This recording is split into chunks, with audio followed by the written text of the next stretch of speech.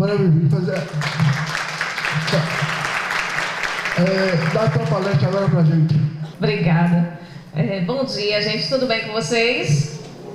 Eu me chamo Viviane Barros, né? Eu sou consultora de recursos humanos, né? Eu tenho mais ou menos uns 22 anos de mercado e fui inserida nesse processo, né, da questão da inclusão, quando minha primeira experiência profissional, minha primeira experiência de estágio, né? Eu cursava psicologia e me chamaram, né? Fiz o processo seletivo, fiquei. E o meu maior desafio, o único desafio que a empresa me deu foi: você precisa contratar pessoas com deficiência. Foi para isso que você foi contratada. Bem, estudando psicologia, terceiro período, não conhecia quase nada. E ali eu tinha que fazer alguma coisa. Comecei a fazer divulgações e receber pessoas com deficiência. E aí me admirei demais porque os testes que eu utilizava, eles não eram adequados, né? Eu comecei a perceber que o resultado dos testes não eram iguais às das pessoas que não tinham deficiência. Não porque eles não tivessem condições de trabalhar, isso para mim era claro. Mas e sim porque os testes não estavam adaptados para que eles pudessem passar pelo processo. E aí eu comecei a estudar cada caso e tentar identificar como eu poderia fazer o processo seletivo assertivo, sem deixar de lado todo o potencial intelectual, todo o potencial, todo o talento daquelas pessoas, que era o meu maior desafio, identificar cada um potencial dessas pessoas. E aí o tema da minha palestra é justamente mercado de trabalho para a pessoa com deficiência. Os aspectos para ser diferente: autoconfiança, autoafirmação, autoimagem, ideal, conceito de si. Essas informações, elas são básicas para que a gente possa conseguir uma resposta do indivíduo. Se aquela pessoa ela não se percebe com todas as habilidades e talentos que ela tem, o recursos humanos ele não vai poder fazer muita coisa. Então, no mercado de trabalho há uma necessidade de que as pessoas elas se mostrem, elas digam quais são os seus sonhos, quais são os seus desejos. A autoconfiança ela é fundamental, mas para que ela chegue, passa por esse processo. Passa pelo processo da família, pelo processo da comunicação, pelo processo da sociedade e pela escola. Todos esses que eu chamarei de indivíduos, eles contribuem na formação da personalidade de cada um de nós. Então eu trago comigo histórias do meu passado, da minha infância, coisas que eu aprendi na escola, que eu aprendi em casa com a minha família, que eu aprendi na rua com os meus amigos. Para todo canto que eu fui, eu peguei um pouquinho de cada um desses e introjetei em minhas características pessoais. Isso faz com que eu possa me apresentar para a sociedade com todas as características aprendidas. Quando uma pessoa se apresenta em processo seletivo, ela simplesmente vai trazer essa história de vida. Se a história com a família dela não foi a mais adequada, automaticamente ela vai apresentar. Se a história dela da escola não foi tão adequada, ela vai se apresentar. Se a história dela com a sociedade não foi boa ou foi boa, ela vai apresentar. E isso é a constituição do indivíduo. Sem essas etapas, sem esses indivíduos em nossas vidas, de fato, nós não aprendemos. Quando eu pergunto para um adolescente, quando eu pergunto para um adulto, o que é que mais você lembra da sua infância? Imediatamente ele vai dizer o que mais marcou ele, seja positivo ou negativamente. Mas isso não vai ser determinante para ele ficar ou para ele não ficar na vaga. A determinação vai ser o que ele fez com essa informação e colocou na vida atual dele. Nunca duvide da capacidade de alguém, pois não sabemos o tamanho do talento que uma pessoa pode ter. Recebi um rapaz, né, em que ele chamou a atenção da empresa como um todo. Ele simplesmente chegou na empresa, né? E quando ele chegou, imediatamente as pessoas entraram e foram falar para mim: Viviane, você vai contratar aquele rapaz? Eu: que rapaz? O que está ali na recepção? Eu: mas o quê? O que é que tem com ele? Por que eu não vou contratá-lo? Não, porque ele tem os braços dele, não dá para ele fazer nada, não dá para ele digitar, não dá para ele fazer absolutamente nada. Eu fiz, que estranho. Por que ele não pode fazer nada? Não, porque os braços dele não são como os nossos. Olha, isso é informação dos recursos humanos. Mas eu acho que não tem impedimento de contratação, não. Ah, tá. Candidato, coloquei o candidato na sala, continuei a fazer o processo seletivo, fui tomar um cafezinho enquanto ele estava fazendo. No meio do caminho me chamaram novamente. Viviane, tu está atendendo um rapaz assim, assim, assado? Tô. Mas tu vai contratá-lo? Não sei, ele ainda está em processo seletivo. Mas tem certeza? Tem. Onde você vai colocá-lo? Ele não digita. Voltei na sala, né? Fiz o processo com o candidato.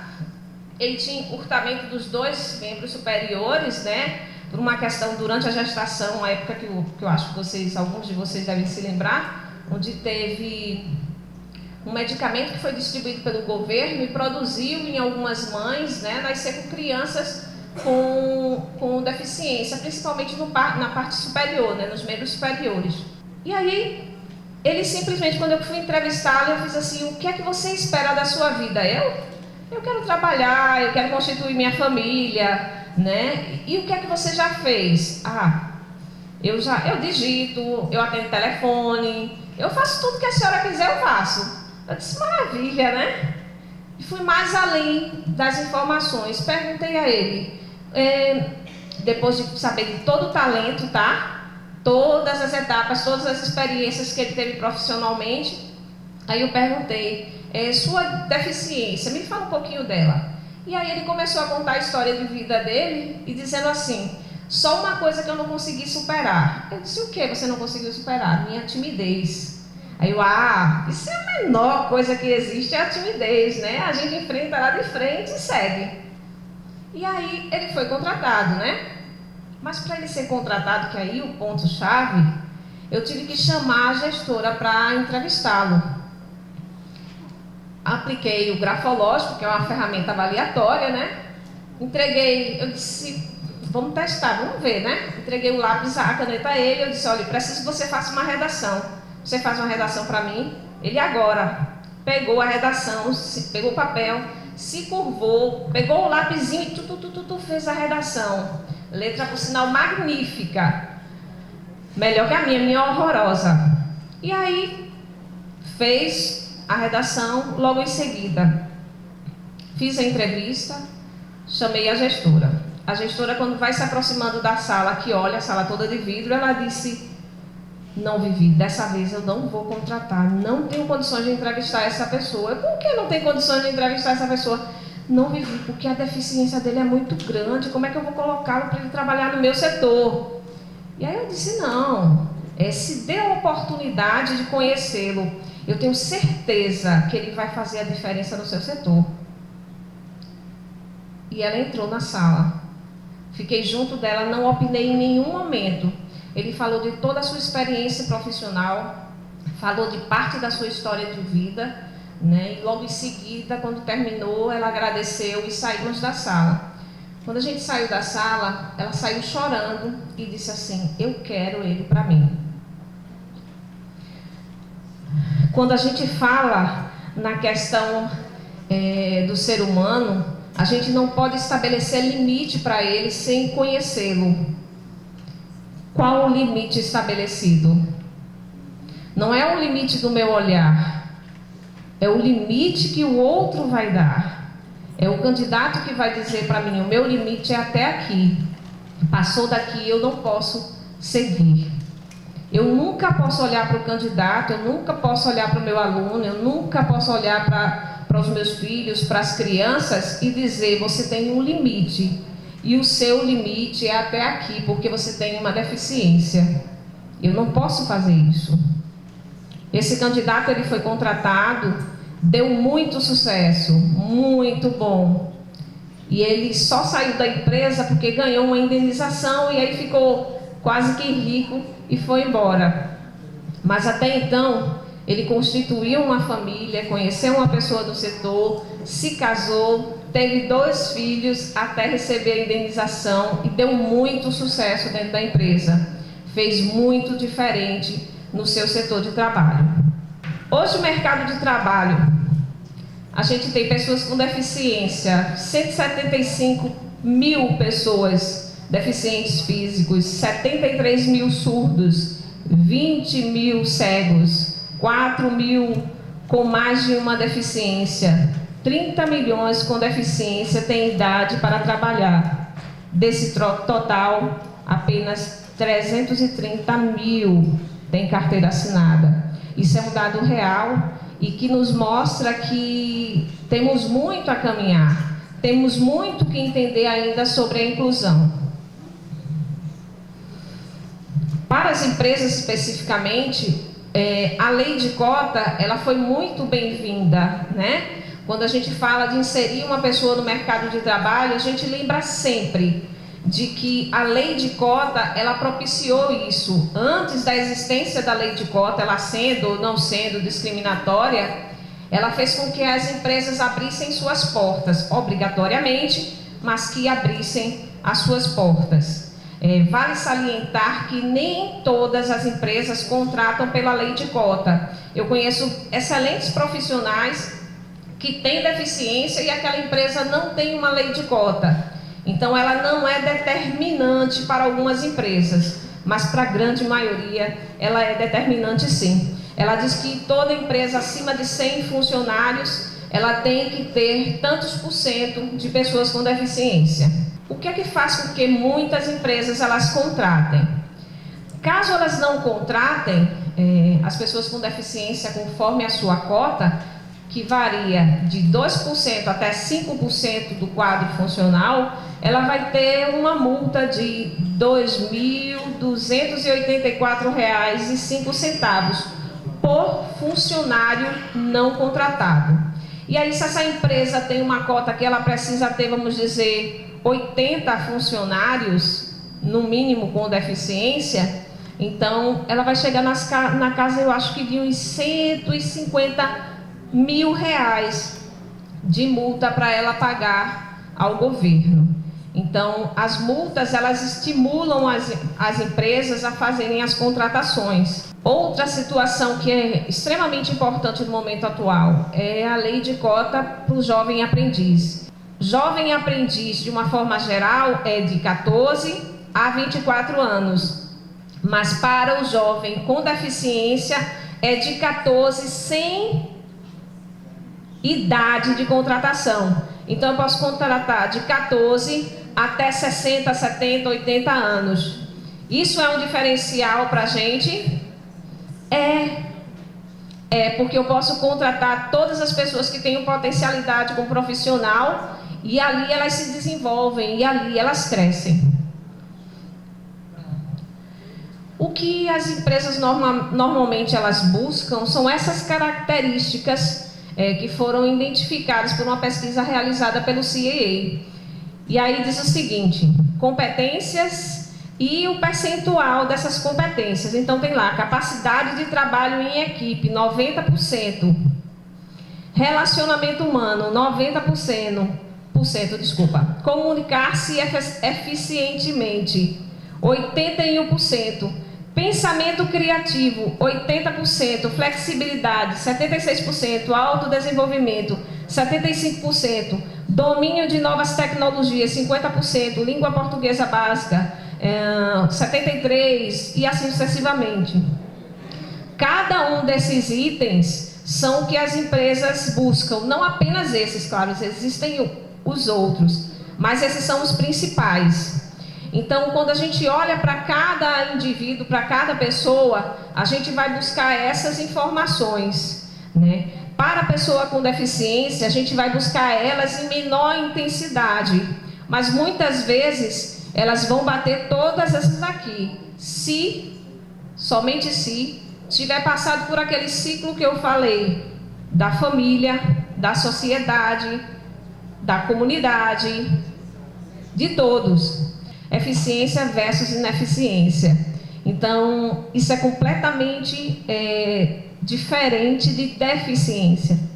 Então, as pessoas dizem assim: fulaninho não consegue fazer isso, ele é deficiente. Não, se é uma atividade profissional, ele é ineficiente. ele não conseguiu dar a resposta que se espera. Barreiras encontradas, capacitação. Então, quando a gente vai para o processo seletivo, pegando até um gancho daquele percentual, a gente tem, se eu pego 10 pessoas, dessas 10 pessoas para o processo seletivo, eu vou encontrar mais ou menos umas 5 com ensino médio e as outras sem ter concluído o ensino médio ou então cursando o ensino fundamental. Então, precisa de capacitação, precisa. Quando a gente pergunta, você entende do Excel? Não. Hoje as empresas, elas trabalham com dados, com indicadores, então o Excel, ele é importantíssimo. A digitação no Word também é importantíssima, então precisa se capacitar sim. Se reconhecer com os seus talentos. A quantidade de pessoas que eu atendo e que eu converso que elas não se reconhecem como talento é muito grande, gente. E são coisas que poderiam ter sido trabalhadas pela família, poderiam ter sido trabalhadas pela escola para que elas pudessem dar uma resposta positiva para o mercado de trabalho. Formação, autonomia. Uma mãe chegou para mim e disse assim: Viviane, eu queria inserir a minha filha no programa Jovem Aprendiz. Como é que eu faço? Ótimo, maravilha. Vamos, traga ela para ela fazer processo seletivo comigo, que a gente tenta inserir lá no processo. E aí ela disse assim para mim: mas eu não posso levá-la e trazê-la todo dia. Aí eu, tá, mas não entendi. Aí ela fez assim: não, é porque ela tem um déficit cognitivo e aí ela não pode pegar um ônibus ainda para chegar na empresa. E eu não tenho como trazê-la. Aí eu disse: então vamos trabalhar a autonomia dela. Você vai começar a ensiná-la a sair, a andar de ônibus, a ela ter confiança para que ela possa ser inserida em uma empresa, em uma faculdade, em algum curso. Barreiras encontradas pelas empresas. O laudo médico, muitas vezes, que é, vamos dizer, a metade do processo seletivo está no laudo médico, e às vezes o laudo médico ele não é claro, né? Ele não diz lá, a pessoa... tem lá o CID, claro, mas não tem dizendo determinadas informações. E acreditem, eu já recebi laudo de um candidato que dizia que ele tinha depressão profunda. Gente, o candidato ele não tinha nenhuma característica de depressão. E quando a gente foi conversar com esse profissional, aí ele fez assim: eu imaginei que esse laudo era para ele não trabalhar. Eu digo: não, esse laudo é para ele trabalhar. Então o laudo tem que ser claro, né? Adaptação física, desenvolvimento de pessoas com deficiência no trabalho, sensibilização dos gestores, equipes e diretores. Então, quantas vezes eu fui em cada setor, entender como funcionava, quem eram os integrantes, o que eles faziam, para perceber se aquela pessoa que eu iria contratar, ela ia ser bem aceita no setor.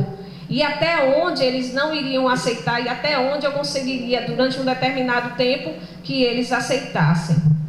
Existe um site chamado Deficientes Online. É um dos maiores sites do Brasil. E ele tem uma gama enorme de informações. Ele tem textos, ele tem cursos, ajuda muito a gente. Então eu acho que vale a pena a gente entrar nesse site, pesquisar. Então, quando as pessoas se aproximam da gente, com deficiência ou não, eu não tenho que pensar no que elas estão me mostrando estereotipamente. Eu tenho que ir a fundo no coração dessas pessoas. Eu tenho que trazer para elas a felicidade, seja dentro da organização, seja fora da organização. Eu preciso acreditar nas pessoas. Se eu não acreditar, de nada valerá. Eu posso até ter tido uma família difícil, eu posso até ter tido uma escola difícil, mas se em algum momento eu encontrar um dos profissionais, seja médico, seja fisioterapeuta, seja enfermeiro, seja psicólogo, seja pedagogo, seja a profissão que for, se essas pessoas tocarem no fundo do coração, a gente consegue resultados sim.